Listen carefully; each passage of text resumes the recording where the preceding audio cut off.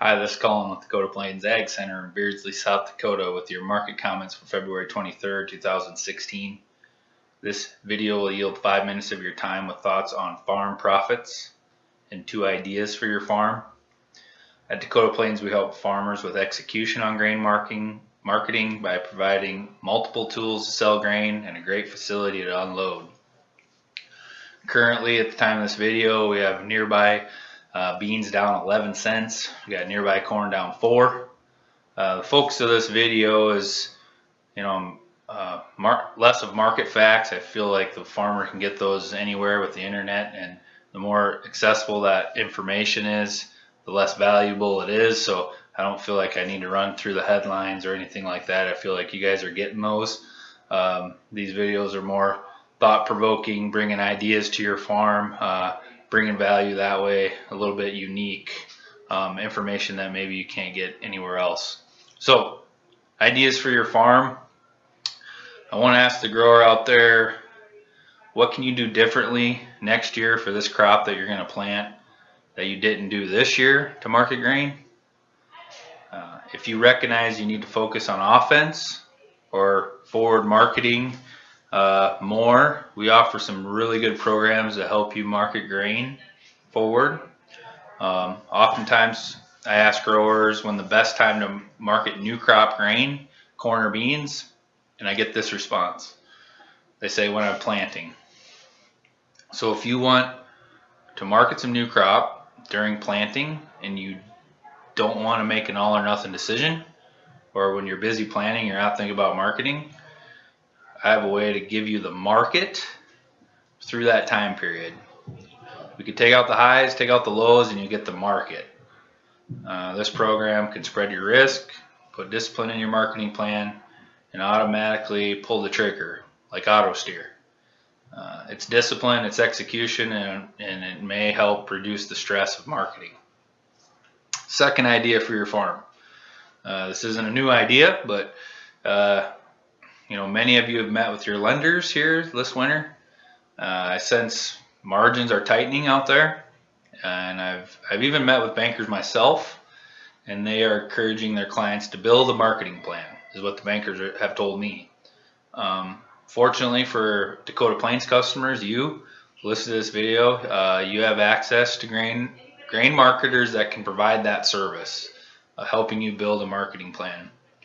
Obviously, our goal is to line business, to earn your business, to have the privilege to handling your bushels, but we also want your long-term success and your long-term relationship, and help you be as profitable as you can, and you have access to use our facility and use our marketing tools. We feel like we can help you with that. So, and then lastly, today I wanted to talk about profit on the farm today. Growers out there here, grain marketing types like myself, talk about profit a lot, and maybe even tire of us making references to your bottom line, your profit. So what is a profit? Let's just get down to the basics.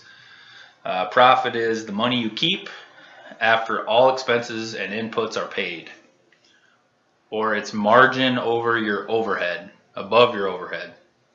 Profits are how businesses expand and grow.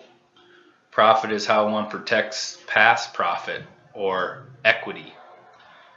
If a business or a farm does not make a profit, it has to do 2 things. One, it has to dip into equity or working capital or cash. You have to use your resources to stay in business. Number two, a business, if it doesn't make a profit, it can use debt to bridge the gap between times of profitability and no profitability. So I would guess it is emotionally difficult for the grower and the business owner to dip into equity for fear of losing what one has built up over the years. So it's a hard decision to dip into that equity. Using debt increases risk, especially if the market remains flat or less volatile. The margins don't improve.